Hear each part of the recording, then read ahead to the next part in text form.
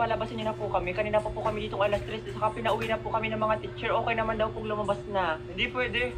Hindi pa time eh. Ilang oras pa lang. Bingi ka ba, Manong Guard? Kakasabi ko lang, ang pinayagan na kaming umuwi. Nanggigigil ako sa'yo. Bakit? Yung teacher mo bang nagbubukas ng gate dito? Hindi naman, di ba? Kaya ako masusunod. Anong guard, nakikita mo to? Oh, lamunin mo, shoota ka. Kanina ka pa. Yan ang patunay na pwede na kami lumabas eh, pero mapaya ng principal. Ano pakialam ko dyan? Ay, totoo ba yan? Hindi. Imagination mo lang yan, Manong Guard. Ako talaga nanggigigil na ako sa'yo. Gusto mo bang tanggalan kita ng ngipin? Sige, subukan mo. Aba, sinusubukan talaga ako itong Kurang na ito. Huwag mo nang patulan. Kayong mga bata kayo, napakawalang galang ninyo, napakawalang modo. Bakit ganyan kayo nakapagsalita? Siyempre, may bibig kami. Eh, paano ba dapat magsalita? Naka-split? Nakabalot? Nakatuwad? Ang bubo mo rin, Manong Guard, ano?